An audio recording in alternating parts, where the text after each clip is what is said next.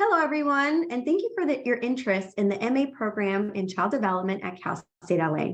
Today, we're going to show you a brief overview of the program, what it is, what it's not, and hopefully address some of your questions. We'll start off by introducing ourselves. We'll talk a little bit about the program overall. We'll also touch on some of the career paths that are available if you go through our program. And then we'll end by talking a little bit about applying to the program, what are the procedures and the steps. And if you have any questions at any point, we'll also provide you with our contact info so you can reach out. So to start off, my name is Dr. Jessica Morales Chicas. I am one of the co-advisors in the MA program, and I also teach in the department. And here I have my colleague as well. Hi, my name is Dr. Allison Fellini. I'm also a faculty member in the Department of Child and Family Studies and co-director or co-advisor of the master's program in child development. We're going to start off just by explaining exactly what our program is. And so it's an advanced degree, a master's degree in child development that focuses on examining theories and research related to the study of human development. Students in our program will learn to analyze and apply knowledge of advanced developmental concepts, building on what they learned in their undergraduate degrees. And they will sort of guide that knowledge towards their own individual career goals within professional settings. One thing I always really want to make sure that students understand is that this degree is in itself is not a particular license, certificate, or credential program. So it doesn't give you a particular license to pursue a particular profession, but it provides advanced knowledge that can be used in a variety of different career pathways. We're going to be talking about those in a minute. I will mention, though, that some students are taking the credential program, so getting a teaching credential at the same time that they complete their master's program. And there is a little bit of an opportunity for some overlap in our requirements so that you can pursue both of those at the same time. So in terms of careers that you can obtain using a master's degree in child development, we can generally think about this as any type of leadership position in agencies that serve children and families. So you may want to be a supervisor or a manager or a director of a particular local agency. You might also engage in roles like research analyst or program officer.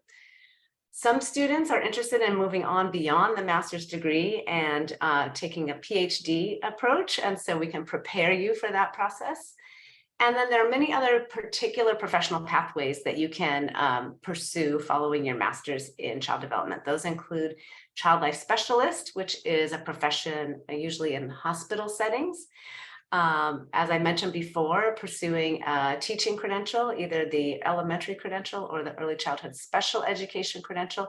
And not on this slide, but there's a new credential coming, which is the pre-K through third grade early childhood specialist credential. Some students also become family life educators, and this program also really supports that process as well. Finally, with a master's degree, you will be eligible to teach at the community college level. And we do have many alumni who have gone on to teach child development topics at community colleges and also even in our own department at Cal State LA.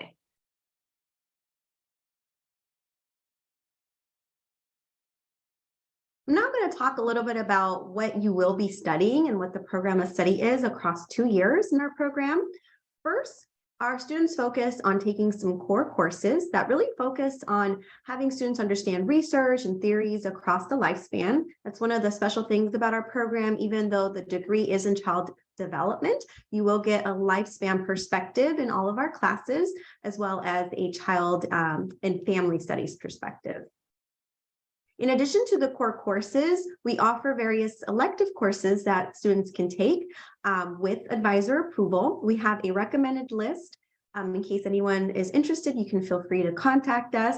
The beauty of this is you can make your program of study very individualized to your career goals. So some of our students take electives in other departments as well, whether that's in education, in business, sociology, anything that really fits what your ultimate goal is while in this program.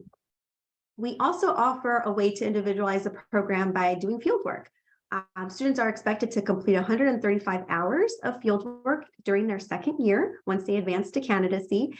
And what's wonderful about this is that you can choose your own fieldwork location, your own supervisor to supervise that particular field work. And it can vary from working in a classroom, working in a nonprofit, serving as a student or teacher assistant, a research assistant. Anything that you really want to explore a little bit further that matches your career goals, this is your opportunity to get hands-on experience in the field and also concurrently get credit for our program. So it's a really wonderful opportunity for students. And then the last thing that we have students complete, like most master's programs, is a culminating activity. And in our program, you actually get several options on what to complete. For example, some students do the comprehensive exam, which is a 5-day take-home exam where you address a specific question from a prompt and you demonstrate your competency at the master's level in terms of writing and research and synthesis. Other students take the thesis or project route, which take a little bit longer and are developed over the course of a year, sometimes a year and a half. You are paired up with an advisor, as well as have your own committee that advises you on the process. And with each of these projects, you're developing some sort of written product that answers a question or fills a gap in the field or literature. With the thesis, the option is mostly around developing an independent research project. This is great for folks that want to go into the PhD route or focus route. You can collect your own data or do secondary data analysis. You can also do the project route, which is more focused on developing a product that fills a gap in the field. So for example, some of our students in the past have written children's books in child life as an example that patients and hospitals can use to help students understand the different surgical procedures that they're going to be going through and help them feel comfortable and familiar with the process. Other students have developed websites. We have had students develop brochures, flyers, pamphlets, you name it. What's great about this is it's an opportunity for you to go into depth about what you're interested in and really take away a product that you're proud of. So that's a really great aspect of it. If you want to learn more about our program, we also offer 2 different sheets on our website. The first is a program sheet overview, which talks about these specific core courses and also the breakdown of all of these requirements. And we also have a course roadmap so that you can see at what point across the 2 years you can take each of the courses and how. So those can be located on our website. In addition to that, some students come in that don't have a child development background, and that's totally fine. We also offer opportunities for students to get that background by taking prerequisite courses. So students with a bachelor's degree in child development, human development, or even closely related fields like psychology may not need to complete prerequisites depending on your background. But if you do, we will let you know during the application process and upon being admitted to the program. If you do need prerequisites, we'll talk to you directly. We'll give you an individualized plan on the typical courses that need to be completed, and we'll identify those courses as needed for you. Students do not need to complete the prerequisites before applying to the program. You may if you wish. It is a great strategy if you want to bring your GPA up to complete some courses in advance. However, if you do choose to go that route, please talk to us before you invest your time and money into taking the courses in advance. If you take them after admission, that is also a great plan because you're able to then figure out a way to either space them out. You can take some in the summer, in the winter, or the fall and the spring. And again, we will work with you. We'll check in with you throughout the year or less that you're taking these prerequisites. And we'd be happy to provide more information via email for your individualized plan. So I'm going to talk a little bit about the actual process for applying to our program. The first thing to know is that we only accept applications for fall admission. So students are basically admitted once per year to begin in the fall. What requirements for admission are a cumulative GPA of at least 2.85 in the last 60 semester units, or 90 quarter units. That's basically your final 2 years worth of full-time undergraduate work. Typically, our applications are due on March 15th of each year, but we do have a priority deadline of February 15th, which means if you get your application in early by February 15th, we will look at those applications first. You kind of get the first shot at your admission. But final deadline is March 15th. And the process for application is online. It's a completely online application. You access the Cal State Apply website that's listed here on the slide. And this is a website for applying to any Cal State University across the whole state.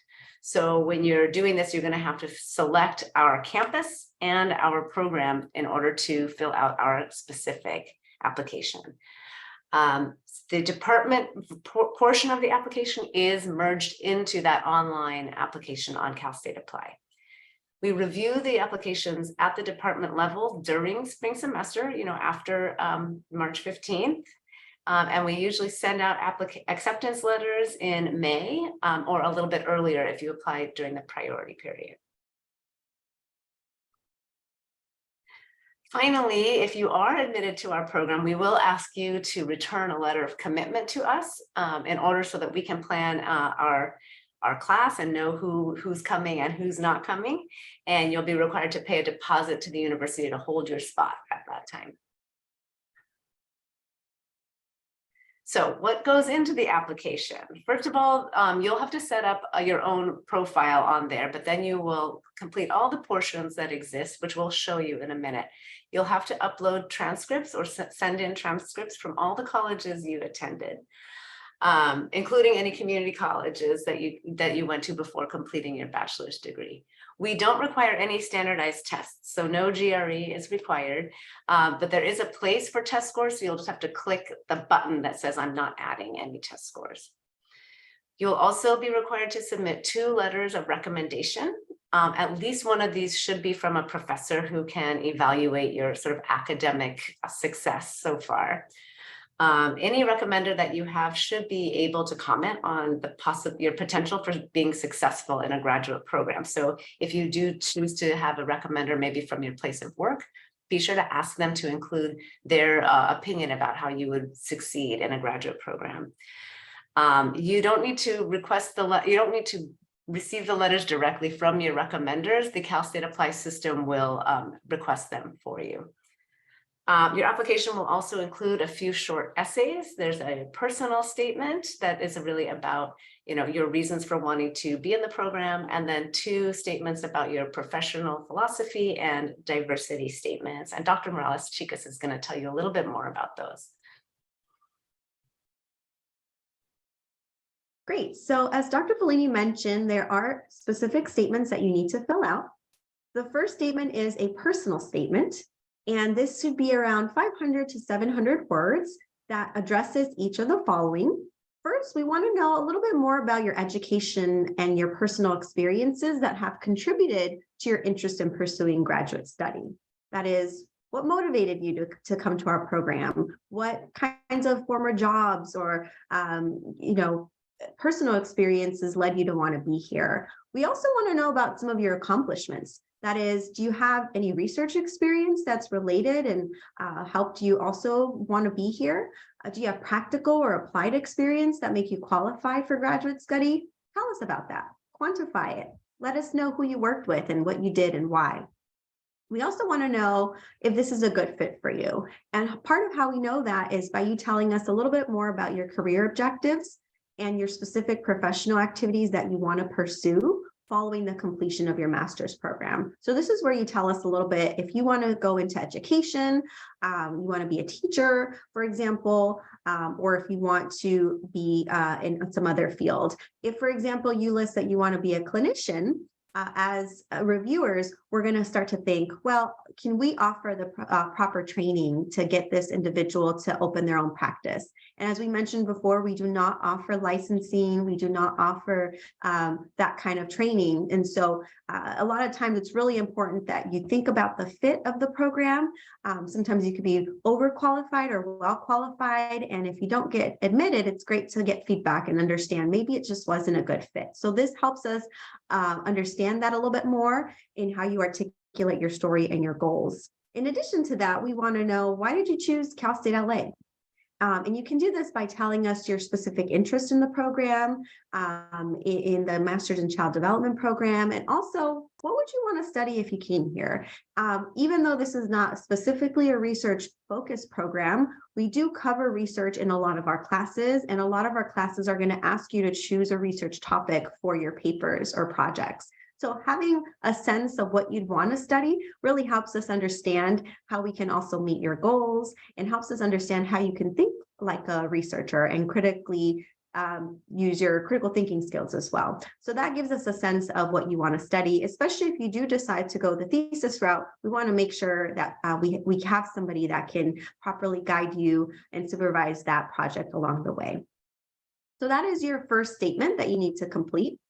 The second one is a professional statement, and then the third is the diversity statement. And these statements are a lot more brief. The professional statement's only about 150 to 200 words, and it's meant to really describe your professional philosophy for working with children and families, and also what approach would you take to support the development and well-being of children and families. And we encourage you to really draw from theory and research here. However, drawing from experience and values is also appropriate here. This is a great opportunity for you to really think about what you've learned in prior classes, in prior readings that have really made an impact on your professional philosophy and how you would potentially do it in the future. The last thing is the commitment to diversity. Part of this statement is also very short. It's 150 to 200 words. And in this statement, we want you to describe your commitment to working with diverse communities. We also want you to consider your ability to work effectively with individuals who may be different from you. So how will you intentionally affirm and include all children and families to build a community where everyone's feeling welcome and valued? And similar to the prior statement, we encourage you to draw from theory, research, also experience, and your values. So remember, keeping these responses to the prompts brief is really important, but this is one additional way for you to showcase who you are, what you value, and again, how much of a fit you are to our program. So I'm going to walk you through a few screenshots here to help you navigate your application. As I mentioned before, the entire application is available online at the Cal State Apply website, which is listed here. The first thing you'll have to do when you start your application is to locate our program. The first thing it's going to ask you is actually what term you're applying for. So you'll have to select fall, and then the appropriate year for the fall that you're applying for. Once you've done that, then you'll have to search for our program. You could be sure that you're searching for the Los Angeles campus for Cal State LA, and that you type into the search line the words child development, and then you should be able to find our program. And you can see here listed at the bottom under Los Angeles graduate, child development. Then you see that plus sign on the left. You'll click on that, and that will add this program to your application. It'll open up basically an application for you to complete. There are 4 quadrants of your application. So on your My Application page, you will see these 4 boxes. They say personal information, academic history, etc. You will need to complete all sections of all 4 of these quadrants. And as you do, you'll see these circles that are currently gray. You'll see them turn green. So you'll know when your application is fully complete when all 4 of these circles have turned green. As you see in the bottom right-hand corner is where it says program materials. This is the part that is the department-specific application that includes the essays that Dr. Morales Chicas was just describing to you. So when you get to that section of this is, you'll see that there's a list of what you need to upload, and the essays are actually just whatever document. If you do it in a Word document, then you'll just upload it to this site. And you'll see that the prompt for the writing sample is provided right on the screen. And this screenshot shows us the prompt for the personal statement, and then partially it shows the prompt for the professional philosophy. If you were to scroll down on the actual web page, you would also see the screenshot or the prompt for the final, the diversity statement as well. So this gives you the prompts, and then you'll just upload your documents to those to this part of the website. In terms of recommendation, let me just say one more thing about recommendations.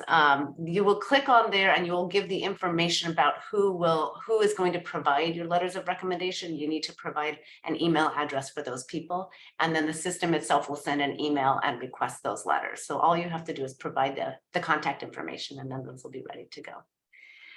And if you have any questions, please feel free to reach out to us. Our email addresses are here, as well as the email address for Dr. Dennis. She is the department chair. So any of us can answer any questions that you have. We'd be happy to answer your personal questions, discuss if you need prerequisites, or any questions that you have about the program. Thank you so much for your attention, and we look forward to receiving your application.